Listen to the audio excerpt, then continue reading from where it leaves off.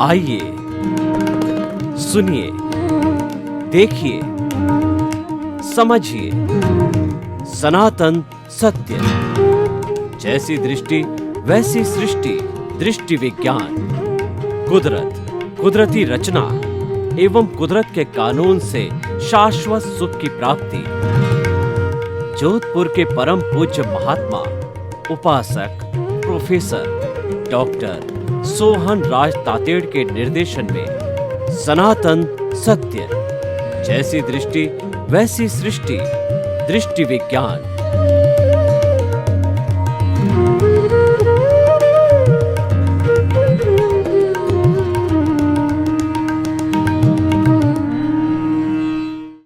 भाई और बहनों, मातृशक्ति को नमन। आज हमारा बहुत सुंदर विषय, हम मुक्त क्यों होना चाहते हैं। मुक्त का अर्थ होता है फ्री होना, किसी भी चीज से छुटकारा पाना, किसी भी चीज से आजाद होना। एक पिंजरे में पक्षी बंद है, उसको पिंजरा खोल दिया जाता है तो वो पिंजरे से मुक्त हो जाता है। एक पशु बाड़े में बंद है, उसकी रस्सी खोल करके बाड़ा खोल दिया जाता है तो वो मुक्त हो जाता है। एक कैदी जेल में है और उसकी रिहाई हो जाती है, उसकी सज़ा समाप्त हो जाती है तो वो मुक्त हो जाता है। हम किसी बीमारी से ग्रसित हैं और वो बीमारी ठीक हो जाती है तो हम बीमारी से मुक्त हो जाते हैं। हम किसी घरेलू, किसी आपसी अनबन से जो है टेंशन में होते हैं और वो अनबन समाप्त हो जाती है, मित्रता हो जाती है, हल निकल जाता है, समाधान निकल जाता है तो हम टेंशन मुक्त हो जाते हैं। तो मुक्त का होना मतलब उस चीज़ से विलग हो जाना, अलग हो जाना, और जो चीज़ हमें परेशान करती है उससे मुक्त होना भी चाहिए। This is the law of the nature. इंसान जो चीज़ कष्ट दे रही है, तकलीफ दे रही है और यूजलेस है, उससे मुक्त होना चाहता है, उससे आज़ाद होना चाहता है, उससे विलग होना चाहता है और उससे उसके प्रति जो है वो उसका संपर्क तोड़ना चाहता है। तो इसीलिए हमारा चाहे बाहर का जगत हो चाहे भीतर का जगत हो, दोनों जगत के अंदर प्रकृति का यही नियम, लॉ ऑफ द नेचर, यही लागू होता है। देखिए, हमारा जो बाह्य जगत है उसके अंदर हर क्षण भुगतान आता है। कभी मन का भुगतान आता है, कभी वचन का भुगतान आता है, कभी काया का भुगतान आता है। जब मन का भुगतान आता है तो हमें वह जो है तड़फा देता है, यानी विचारों का इतना तांता चलता है कि उसने मेरे साथ ऐसा किया, वैसा किया, ऐसा क्यों किया, ऐसी गलती दे दी, ऐसी गाली दे दी, तो ये तांता खत्म नहीं होता। तो ये जो है मन का कष्ट हो गया। और वचन का कष्ट होता है, कोई व्यक्ति हमको माँ बाप की गाली देता है, हमको नीचा दिखाता है, हमको अपशब्द बोलते हैं, तो वह हमको परेशान करता रहता है। और एक होती है काया की, किसी ने हमारे को ठोक दिया, पीट दिया, हड्डी तोड़ दी, ठीक है ना, हमारे मुक्का मार दिया और किसी न किसी तरह से हमारे शरीर को कष्ट पहुंचाया। तो ये जो है चिंतन हमारे दिमाग के अंदर चलता ही रहता है और व्यक्ति काफ़ी प्रभावित होता है उससे।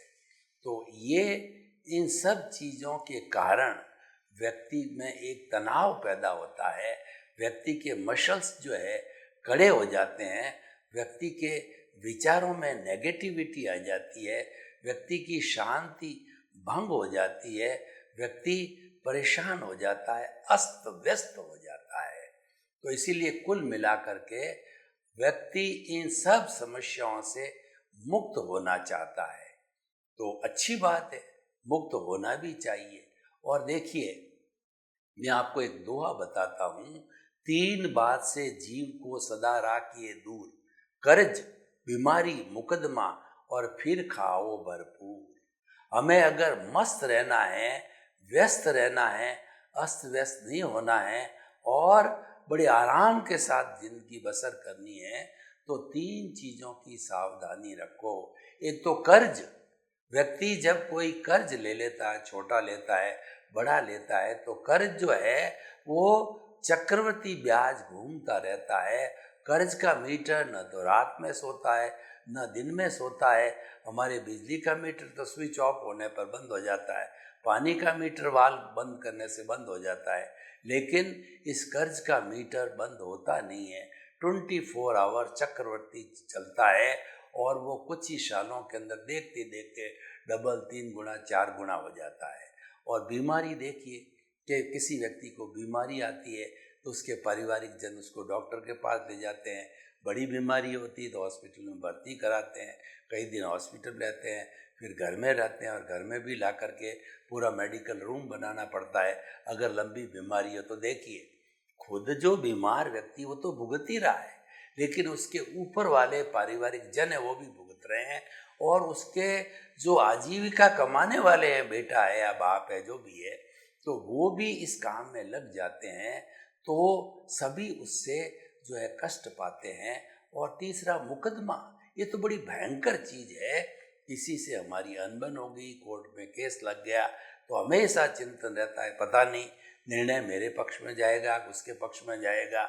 और जो वकील कहता है कि आज पेशी है, वकील कहता है ये डॉक्यूमेंट लाओ, वो डॉक्यूमेंट लाओ, उसकी साक्षी लाओ। अब वो साक्षी वाला तो बैठा है बॉम्बे में, तो लेकिन उसको लाना पड़ता है कोर्ट के अंदर, और डॉक्यूमेंट कहीं मिलते ही नहीं है, वो भी बार बार गोते खा के तहसील में, कलेक्ट्रेट में, संस्थाओं में जाकर के हमको लाने होते हैं। तो कुल मिला करके ये तीनों जो है कितना जो व्यक्ति को अस्त व्यस्त करते हैं, तो व्यक्ति को इससे मुक्त रहना चाहिए। मतलब 3 कोर्ट से हमेशा दूर रहना चाहिए। पहला जो कोर्ट है वो है काला कोर्ट। वकील होता है वो इधर से उधर लड़ा देता है, वो कर देता है, और आखिर देखिए कोर्ट में 20 साल 30 साल जाने के बाद में क्या होता है कि वही बात होता है। दोनों वकील कहते हैं, जज कहते हैं आप समझौता कर लो। अरे भाई, समझौता पहले ही दिन कर सकते थे, वो समझदारी थी। हमारी भाई से, रिलेटिव से, किसी से अनबन हो गई तो कोर्ट में पहुंचने के बनिस्बत ऐसा व्यक्ति जो उसका विश्वास पात्र है, मेरा विश्वास पात्र, उसके पास गए और भाई साहब हमारी दोनों में ये गड़बड़ हो गई, हमारी समस्या का समाधान करो। वो 2 दिन में, 4 दिन में, 5 दिन में, 7 दिन के अंदर अगर 50-50 करता है, 55-45 करता है, तो कुल मिला के आप नफ़े में रहते हो। उसका निर्णय हमेशा मुनाफे वाला होता है। और दूसरा मीडिया कोर्ट का तो आप जानते ही हो, उसका काम तो लड़ाना है, उससे उसकी आजीविका चलती है और वह उसकी ड्यूटी है और वो लड़ाता ही रहता है। लेकिन उसकी लड़ाई में हम पीछे जाते हैं, वो बहुत खतरनाक होता है। और देखिए, चाहे कितना ही घर का मेंबर हो, लेकिन पुलिस वाले के आप खड़े रहते हैं तो व्यवहार पक्ष कहता है कोई न कोई गड़बड़ की इसलिए पुलिस आई है, तो कुल मिला के रॉन्ग इम्प्रेशन, रॉन्ग मैसेज जाता है। और तीसरी, मीडिया सफ़ेद कोर्ट को ये मजबूरी है, डॉक्टर के पास बीमारी ज़्यादा होती तो जाना होती है, लेकिन छोटी मोटी बीमारी हमारे आजकल जो हम इतने डॉक्टर बेस्ड हो गए हैं कि जुकाम होगा तो भी डॉक्टर के पास दौड़ेंगे, थोड़ा सा बुखार होगा तो भी दौड़ेंगे, थोड़ी खरोंच आ गई तो भी डॉक्टर के पास दौड़ेंगे। इतना हमको जो है परवश नहीं होना चाहिए। इस दृष्टि से कहा है क्रिटिकल पोजीशन है, ऑपरेशन वाली बात है तो जाना ही होता है। ऑपरेशन के मामले में तो डॉक्टर एक भगवान का रूप होता है, तो वो तो हमें करना ही होता है। तो इस तरीके से ये हमें मुक्त होने की बात की, इन सब चीज़ों से मुक्त रहना चाहिए। शब्द व्यसन है जो कि व्यक्ति को डुबाने वाले हैं, उससे व्यक्ति को बिल्कुल व्यसन मुक्त होना चाहिए। व्यक्ति का पूरा जीवन व्यसन मुक्त रहेगा तो वो बीमारी से हट जाएगा। अपराध मुक्त रहेगा तो बहुत बड़ी समस्या से समाधान हो जाएगा। आतंकवादी से मुक्त रहेगा, उस लाइन में जाएगा नहीं, ऐसे लोगों से बात नहीं करेगा, तो वो बहुत मुक्त रहेगा। तो कुल मिलाकर के ये है कि जो चीज़ें हमको परेशान करने वाली है, हमारे जो है चरित्र पर दाग लगाने वाली है और हमारा इम्प्रेशन खराब करने वाली है, कोई भी चीज़ ऐसी जिससे हमारी इमेज खराब होने वाली है, उससे हमेशा दूर रहना चाहिए। और टू एयर इज ह्यूमन, इंसान गलती का पुतला है। गलती हो गई आपसे तो आप उसका एक बार समाधान कर दीजिए और उसके बाद के अंदर आलोचना, प्रतिक्रमण, प्रत्याख्यान कर दीजिए कि यह गलती मैंने कर ली। इसको स्वीकार करना आलोचना। प्रतिक्रमण क्या, मैंने अतिक्रमण करके उसको दुख दिया, उसको तकलीफ दी, ये गलत काम कर लिया। उसका प्रतिक्रमण करो कि मैं ग्लानि करता हूँ, क्षमा चाहता हूँ उस व्यक्ति से जिससे मेरी गलती है, मुझे नहीं करना चाहिए, मैं क्षमा प्रार्थी हूँ और मुझे माफ़ करो, माफ़ करो। ये हो गया प्रतिक्रमण, आलोचना, प्रतिक्रमण, प्रत्याख्यान। भविष्य में ये संकल्प लो कि जिस रास्ते ने आपको तकलीफ दी है उस रास्ते आप कभी नहीं जाओगे। यानी बुराई से मुख मोड़ लो। जो व्यक्ति बुराई से मुख मोड़ लेता है वो आनंद की जीवन जीता है और वह मुक्त व्यक्ति कहना चाहता है। तो इन सारी बातों का निष्कर्ष ये है कि हम मुक्त होना चाहते हैं, क्योंकि ये जो है, जो गलत चीज़ों का संबंध है वह हमारे टेंशन पैदा करता है, दुख पैदा करता है और कष्ट पैदा करता है। और वो कष्ट जब भयंकर होता है तब उससे मुक्त होना चाहते हैं। अब हम थोड़ा भीतरी जगत के अंदर जावें तो भीतरी जगत में जाकर के देखिए, जन्म लेना है वो सबसे बड़ा दुख है। इससे बढ़ के कोई कष्ट नहीं होता है। माँ के पेट में हम 9 महीने उल्टे लटकते हैं, उसकी खट्टी मीठी डकारें हैं, उसका जो है गंदा खून, उसकी गंदगी, वहाँ पर जो है हवा नहीं, वायु नहीं और हमारा दम घुटता है। तब हम भीतर बैठे बैठे माँ की कोख में ईश्वर से प्रार्थना करते हैं, हे प्रभु मुझे जल्दी से जल्दी बाहर निकाल, और बाहर निकाल करके मैं ऐसा कोई भी कार्य, अधार्मिक कार्य नहीं करूँगा कि मुझे पुनः जन्म लेना पड़े। यानी जन्म से, मरण से हम मुक्त होना चाहते हैं, क्योंकि जन्म मरण जो है ये दुख देने वाला होता है, कष्ट देने वाला होता है। और आप देखिए, जब व्यक्ति की आत्मा इस शरीर को छोड़ती है तो उसके आत्म प्रदेश पूरे शरीर के अंदर होते हैं और एक एक आत्म प्रदेश पर असंख्य असंख्य आत्मा के जो है होते हैं। तो आपने देखा होगा कि लंबी आपके बेलाडोना प्लास्टर 6 इंची बाई 6 इंची का चिपका हुआ है और नीचे बहुत बाल है, तो उस बेलाडोना प्लास्टर को आप हटाते हो और जो है रूह तोड़ होता है, बाल हटते हैं तो आपको कितना दर्द होता है। तो उसी तरीके से आत्मा जब जो है इन परमाणुओं सहित जो बचे हुए, जिसको कार्बन शरीर कहते हैं, उसको लेकर के और वह तेजस शरीर के द्वारा धक्का दिया जाने पर कार्बन शरीर आत्मा जो है वो एक मामूली से समय में, नेग्लिजिबल टाइम में, वो अधिकतम 4 समय जो इतना मामूली होता है कि हम पलक झपकते हैं, जो कई समय निकल जाते हैं, तो उतने समय में जब वो खींचती है तो कितना दर्द होता है। अगर बेलाडोना प्लास्टर की जो है पट्टी को हम खींचे जिसके नीचे बाल ही बाल हो तो कितना दर्द होता है, वैसा दर्द होता है।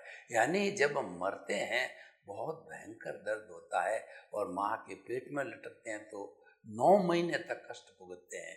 यानी जन्म और मृत्यु है ये बहुत कष्ट के कारण होते हैं। तो हम मुक्त होना चाहते हैं। तो अब देखिए कि जो है वो हम मुक्त जो है क्यों होना चाहते हैं। मुक्त इसीलिए होना चाहते हैं कि ये बहुत कष्टकारी है, दुखकारी है, असहनीय है, इसीलिए मुक्त होना चाहते हैं। तो अब मुक्त कैसे हों? तो मुक्त होने के लिए हमको देखना ये है कि कार्बन शरीर और आत्मा, आत्मा तो मूल स्वरूप के अंदर वो मुक्ति वाली आत्मा ही है, मोक्ष में जाने वाली आत्मा है। वो अनंत ज्ञान, अनंत दर्शन, अनंत शक्ति और सुख का धाम है।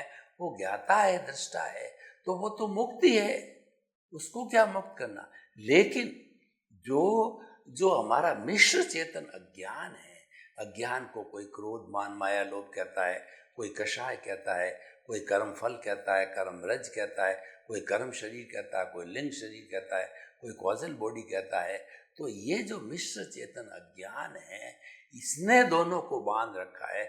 शरीर तो जड़ है, ये मात्र पिछले जन्म के कर्म के भुगतान के लिए ये हमको आयुष्य कर्म के अधीन मिला है। इसका काम इतना ही है कि किसी की डेबिट करना, किसी क्रेडिट करना, किसी से सुख की प्राप्ति करना, किसी से दुख की प्राप्ति करना, और वो ऑटो मोड से होती है, क्योंकि फिल्म हम लेकर के आते हैं और फिल्म जो है वो हमारी उदय और प्रारब्ध के अधीन हर वक्त खुलती जाती है। जैसे कि थिएटर के अंदर फिल्म एक बार जब चालू की जाती है तो पहिया घूमता है, तो ऑटोमेटिकली उस गति से वो फिल्म घूमती रहती है और उसका इम्प्रेशन कहिए, उसकी छाया कहिए, वो हमारे थिएटर के जो है वो पर्दा है, उस पर्दे के ऊपर पड़ती हमको दिखाई देती। तो ठीक उसी तरीके से हम जो फिल्म पीछे से लेके आए हैं वो खुलती रहती, खुलती रहती, खुलती रहती है। उससे हमें कोई ठोकने वाला मिलता है, पीटने वाला मिलता है, हमारा कहा नहीं मानता है, और जो है हमारी इंसल्ट करता है, हमको कोई सहयोग नहीं करता है।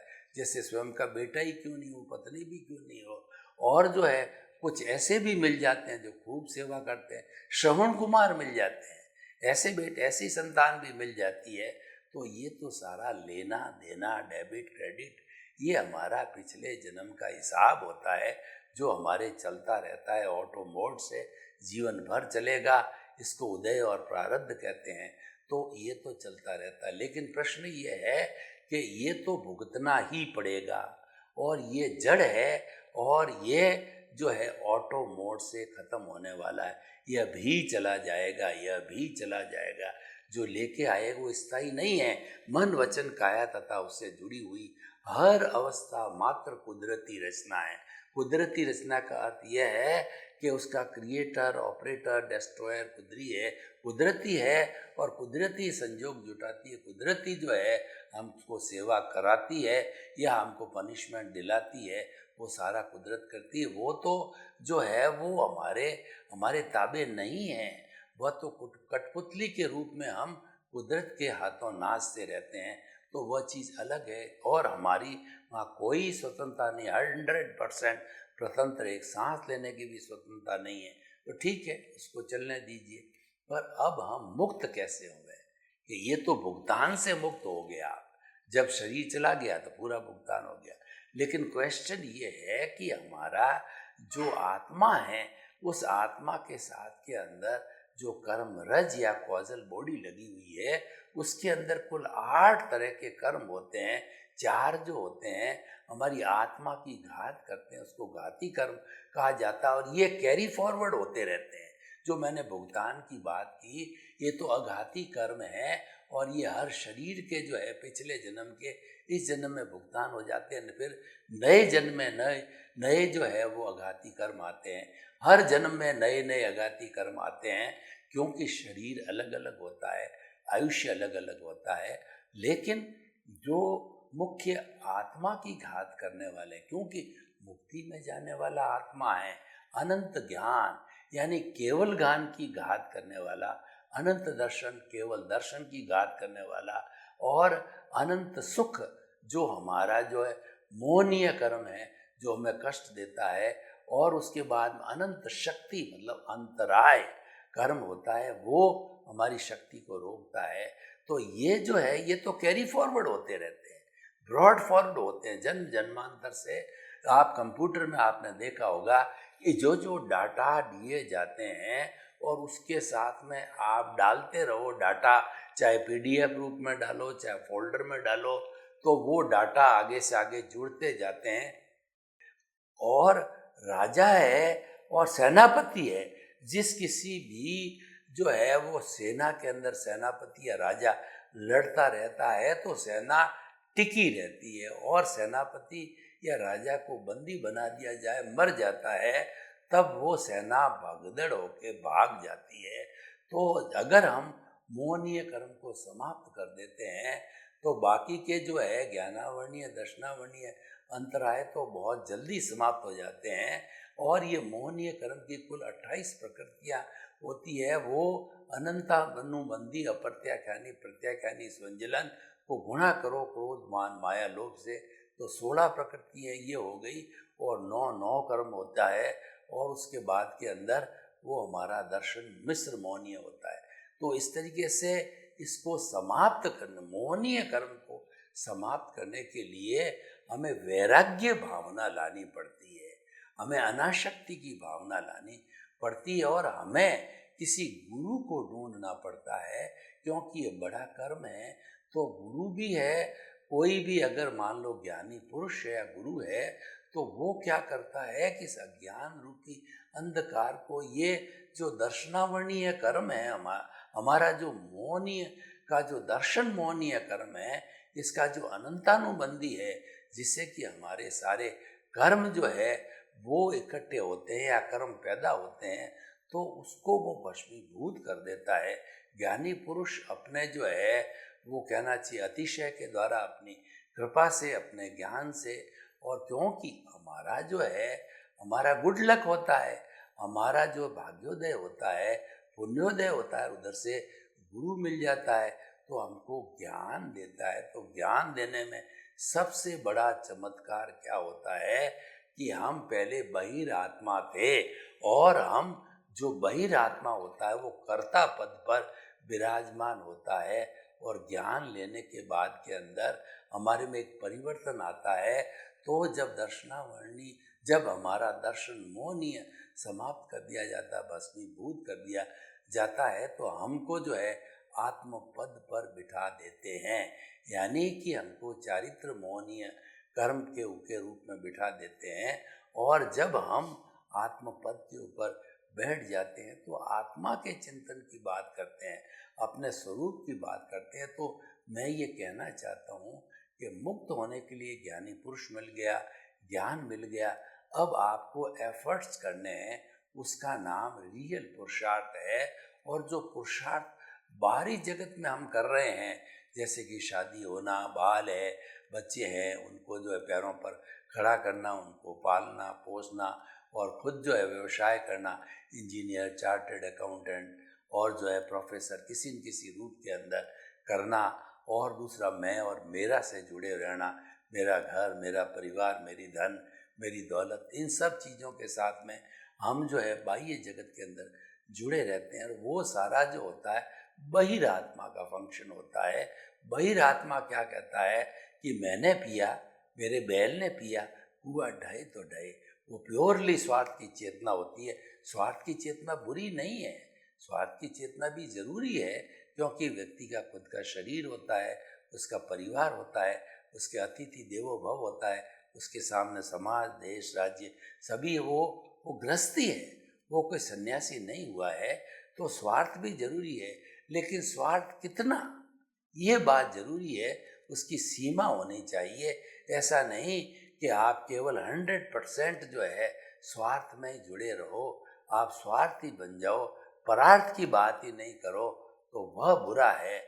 और जो है वो इसलिए ऐसा, वो हमको अंतरात्मा बना के ज्ञान दे के हमको आत्मपद पर बिठा देते हैं। वहाँ से मुक्त होने की हमारी प्रक्रिया चालू हो जाती है, क्योंकि हम मुक्त होना चाहते हैं। तो हमने एफर्ट्स किया, गुरु मिला, सद्ज्ञान मिला, अब मुक्ति की प्रोसेस चालू हो जाती है। तो आगे हम देखते हैं कि आगे का जो ज्ञान होता है वो रियल पुरुषार्थ होता है। रियल का मतलब आत्मपद पर आगे, तो आत्मा तो रियल है, रियल का मतलब अविनाशी है, वो सच्चिदानंद है। सत का मतलब अविनाशी, चित्त का मतलब वो ज्ञान दर्शन वाला है, और आनंद उसका लक्षण है। तो ये परमानेंट चीज है, स्वयं का मकान है। और पहले जो हम बैठे थे जो कर्ता पद के ऊपर, वो पराया था, वो पर द्रव्य था। अब हम पर द्रव्य से स्वद्रव्य में आ गए।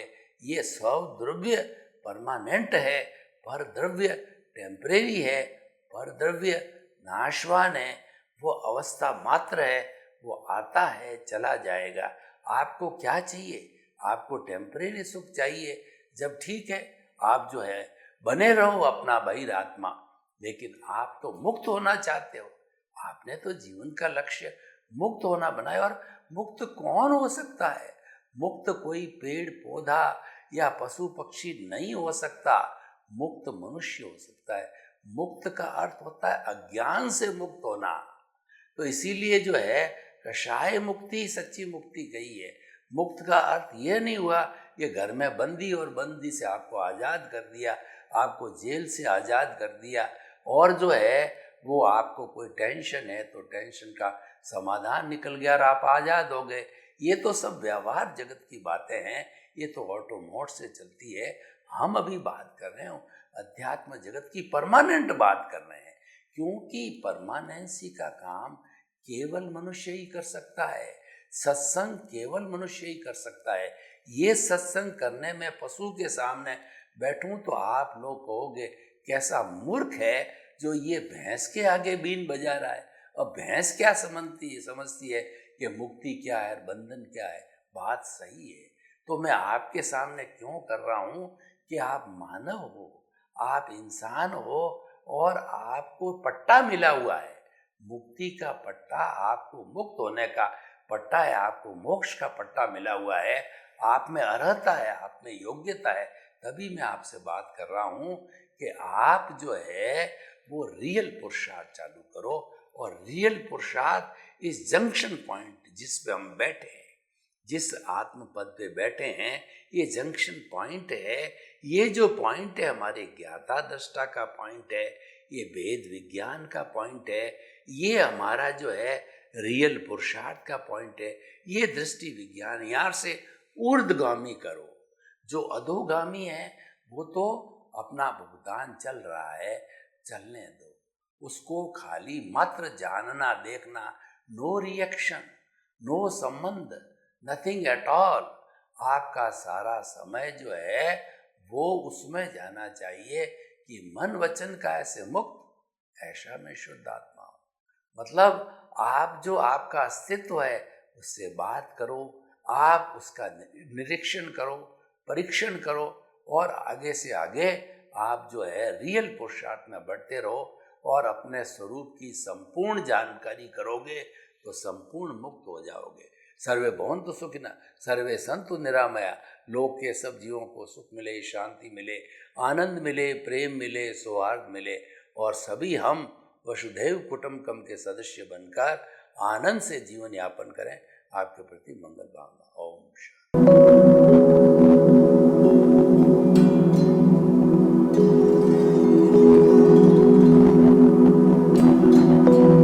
एक ऐसा अंतर्राष्ट्रीय ख्याति प्राप्त मानव जो गुरु प्रेरणा से पिछले 20 वर्षों से वानप्रस्थ जीवन जीते हुए 24 घंटे मानवता की सेवा में संलग्न है। एक ऐसा मानव जो अभी राष्ट्रीय, अंतर्राष्ट्रीय टीवी चैनलों पर 7,500 एपिसोड के माध्यम से सनातन सत्य, आत्मविज्ञान एवं पुनरुत्थान, व्यवहार एवं निश्चय जगत के जीवनोपयोगी विषयों पर हृदय स्पर्शी प्रवचन कर चुका है। उस मानव का नाम है महात्मा उपासक प्रोफेसर डॉक्टर सोहन राज तातेड़। प्रोफेसर तातेड़ द्वारा योग, दर्शन, शिक्षा विषयों पर रचित पीएचडी स्तर के 250 शोध ग्रंथ भारत के 100 प्रतिष्ठित विश्वविद्यालयों में शोधार्थी पढ़ रहे हैं तथा वे सभी शोध ग्रंथ वहां की सेंट्रल लाइब्रेरियों में उपलब्ध हैं। महात्मा सोहन राज ने अभी तक हजारों स्कूलों, कॉलेजों, विश्वविद्यालयों एवं संस्थाओं में सेमिनार, वर्कशॉप, कैंप लगाकर लाखों विद्यार्थियों को योग, दर्शन, शिक्षा का प्रशिक्षण देकर उन्हें सुसंस्कारित किया। डॉक्टर तातेड़ ने भारतीय संस्कृति उत्थान के 4000 से अधिक समसामयिक विषयों पर आर्टिकल लिखकर ऑनलाइन जर्नल, पत्रिकाओं, वेबसाइट्स पर प्रकाशित किया, जिसका उपयोग लाखों पाठक कर रहे हैं। उपासक तातेड़ के 5000 से अधिक आज का सुविचार, आज का शुभ संदेश, आज का मंगल भावना योग आदि चिंतन websites, Twitter, blogger, Facebook, YouTube माध्यमों से लाखों लोग अपना जीवन निर्माण कर रहे हैं।